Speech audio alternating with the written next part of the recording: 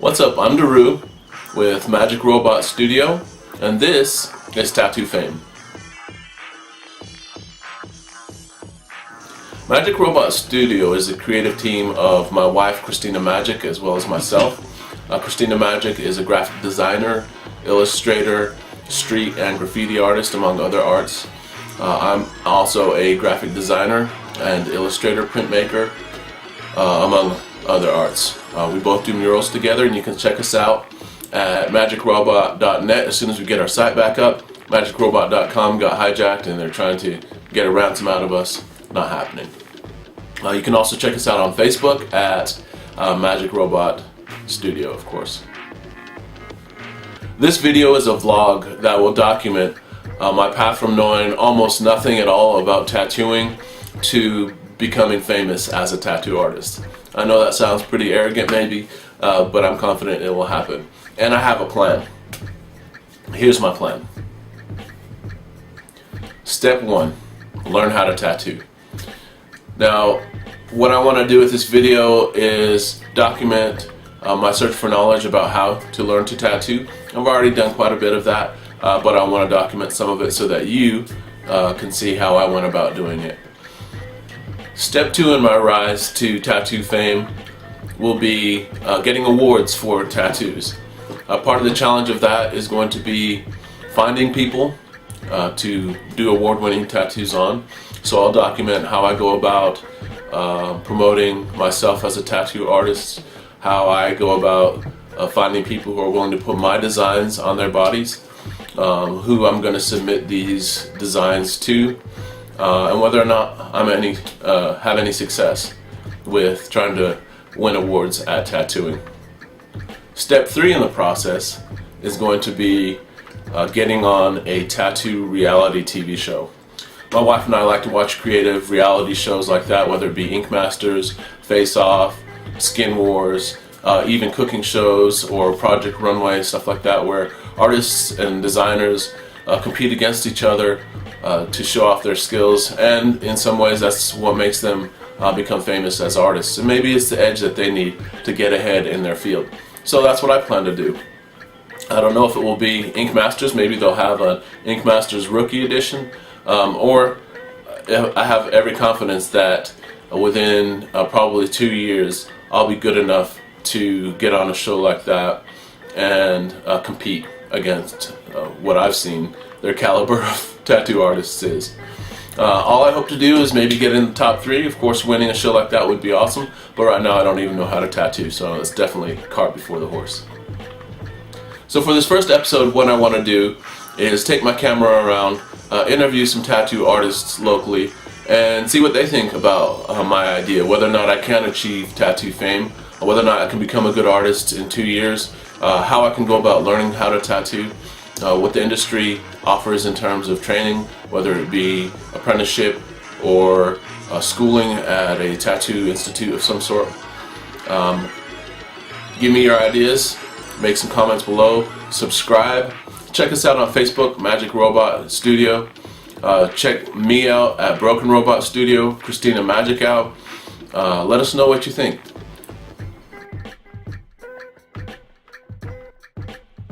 I always envy, and I still to this day envy working artists, and by that I mean like fine artists, like people like Chet Zar or Salvador Dali or even Andy Warhol back in the day and stuff like that. People that can make a comfortable living off of just doing art.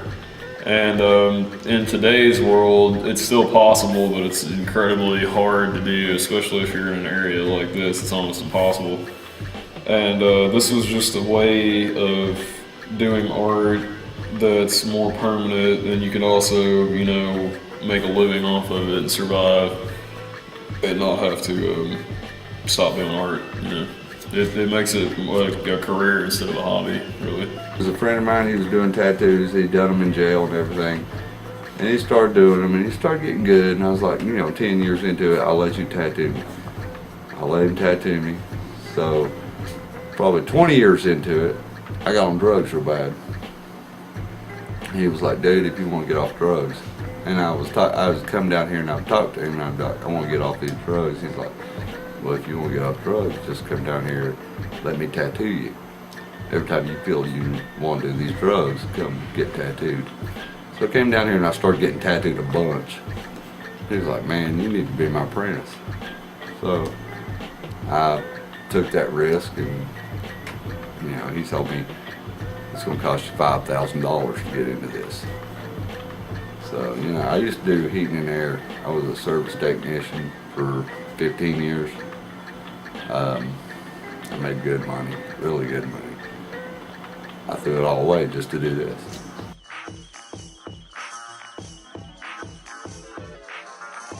If you want a tattoo and you feel strongly enough about it that you're strictly wanting to do it for the love of art and the passion of art, I would say do it. But if you're trying to get into the business for the money aspect, and you're, you know, that's another thing. That's another really crucial thing. Like, it's super hard to get into this industry and start building up a clientele if you have like a lot of financial obligations.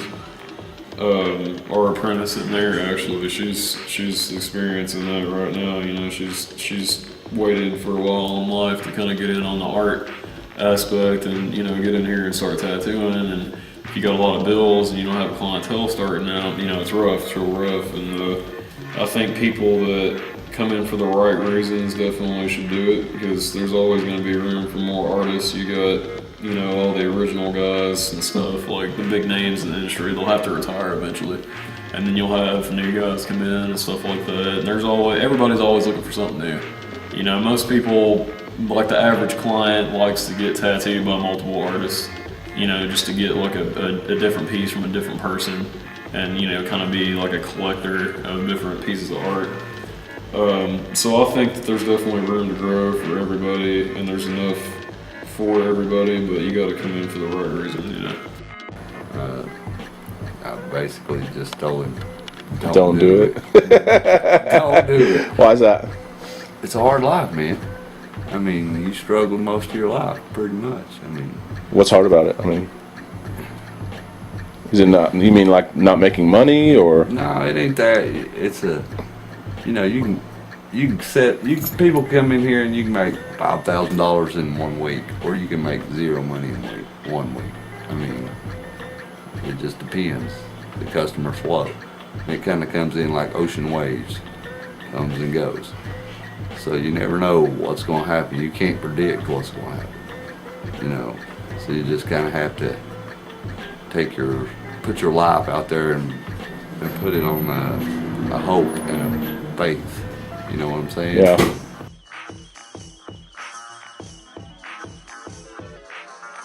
Well, it depends on the state. You know, the states are different. Like, and this is kind of bad too at the same time. Like down in Florida, you can get your tattoo license without an apprenticeship. You take a bloodborne pathogen on one and stuff like that, and then you apply through the health department to get your license, and boom, you know, you're a licensed tattoo artist. You can legally tattoo at that point. But you're not going to know what you're doing or anything about the business because you didn't do an apprenticeship, and it's always good to do an apprenticeship, even if you have your license already. But in states like Tennessee and Texas and Ohio and different places like that, you have to apprentice to get your license, and they have like the 2-step program where you get your apprentice license and then you get your real license after that. And then the apprenticeship kind of stops, and it's ultimately up to the artist that's over you, up to his discretion, his or her, because of they have to sign off on your forms and everything like that for you to get licensed. So they really get to decide when you're ready. Usually it only takes about a year though. Like if you follow instruction and, you know, do everything you need to do. Generally, it does cost to get an apprenticeship, and what you're paying for, like your supplies, your mentor is supposed to buy you like your equipment that you're supposed to use and stuff like that, and you're paying for their time to teach you and all those aspects. But yeah, you don't get paid as an apprentice, and most of the time you do have to pay to become an apprentice. But sometimes, like, you can be like me, you know, like I got an apprenticeship and it didn't cost me anything. It was just strictly off of how well my art was and how well I knew the person. But at the same token, like, I had to buy my own equipment and, you know, do most of that, but I got his time for free and everything. But generally, it's hard to be an apprentice, especially in today's world. You know, you gotta be able to make sacrifices and find different revenue streams to survive, so you can eat something besides ramen every night.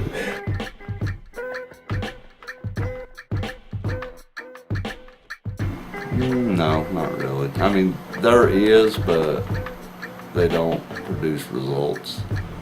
I mean, every artist in Tennessee, and this is just the state, they have to be an apprentice for at least a year before they can even touch a person. Otherwise, it's felony. So, just everybody in this state has to go through an apprenticeship of at least a year, minimum. Mine lasted 3 years. It wasn't because I didn't know it, it was just because my boss was harder on me. Yeah, he's your buddy. He was my good friend, so he gave me a hard time, but you know, I ate that up and I took everything I had to do just to get to this what I need to do. And it's about how much you love art, how much you love to do what you want to do.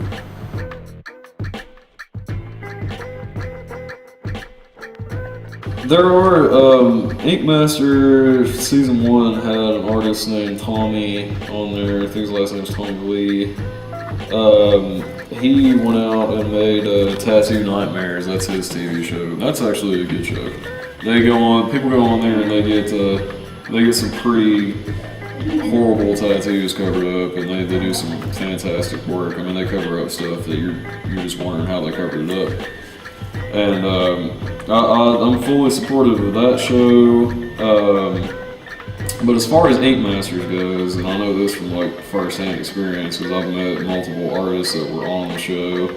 Really? Wow. Where'd you meet him? Well, there's a shop in City Walk, which City Walk is what you have to go through to get inside the Universal Studios in Orlando. Most of the artists that fail on that show or lose out end up at that shop for guest spots and stuff like that. And I've had some friends work at inside of Hart and Huntington's, the tattoo shop, and they hang out with those guys and talk to them about the show and everything like that. And there's been multiple accounts where they say that it's all just rigged. Like, they go on there and they basically tell you like who's gonna win and, you know, what tattoo they're gonna win with. And there's even been accounts where Roman Abegro was a guest judge, and he heard one of it was either Oliver Peck or Chris Nunez talk to one of the artists and tell them something that they were supposed to mess up on a tattoo that they didn't mess up, and they actually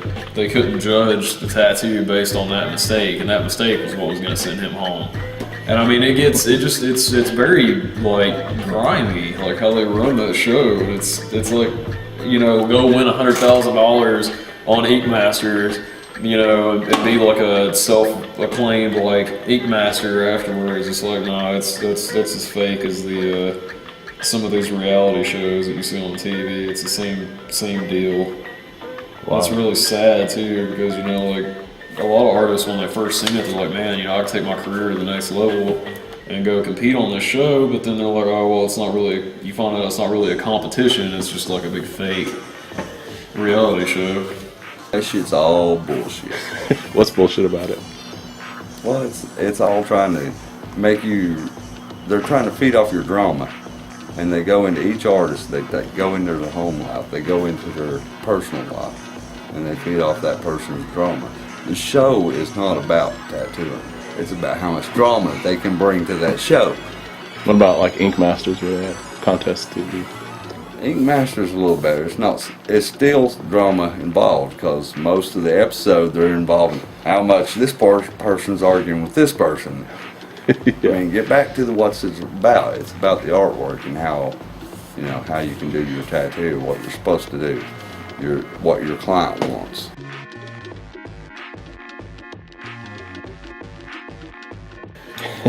conventions are really the way that you get recognized, like nationally. You just do a lot of travel and do a lot of tattoo conventions, and you go and set up and advertise ahead of time that you're going to be in that area doing that convention, and you can get a lot of recognition from traveling and doing stuff like that.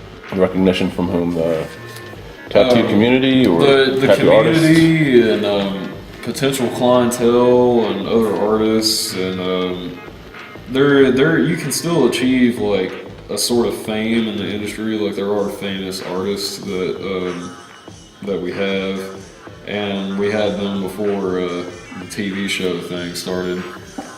But it all started with the conventions. Everybody that wanted to take their career to the next level and kind of get more clientele and try to make a mark in the industry, you'd have to go do a bunch of conventions. We've done a few. We have to, kind of pay an upfront fee to go to a convention. How much is that? It just depends on the convention, really. They're different prices. Sometimes you pay that fee, you'll make triple your money. Sometimes not so much. Sometimes you don't make shit. I mean, it just depends on the convention. I mean, we've done conventions that were like just biker rallies and made a killing, and then we've done other conventions that we didn't make shit off of. We spent more money than we actually made, you know what I mean? Well, that's it for episode number 1. I learned a few things during these interviews. I think the main thing is that getting a license in Tennessee, where I live, is going to be the most challenging part. I don't know if I can go to school and still get a license without actually still having to go through the apprenticeship. So I have to find that out. Found out that maybe the Ink Masters might be bogus. So maybe I need to find another way to get famous. Maybe the conventions is the way to go. Since the last recording that I did, I decided that instead of just doing random drawings and illustrations, what I'm going to do is a tattoo a day. So during the course of these videos, I'm going to attempt to illustrate a new idea for a tattoo every day, plus actually tattoo it on plastic skin or maybe even real skin as I eventually learn how to tattoo on people. So that's it. Check us out again on Facebook at Majic Robot, Magic with a J. Check us out on Instagram. That's where I'll be posting all the tattoos per day. The other thing is, check me out on Kickstarter. I'm going to add a link below and right here on the screen. If you can contribute anything, I will, of course, do some drawings, do some art, paintings, print making, anything that you're interested in having. I will return the favor for you helping me out. That money will go to my education. I assume it will probably still be some form of school, but who knows, maybe it'll end up having to be an apprenticeship. Thanks again for watching, and check us out next week.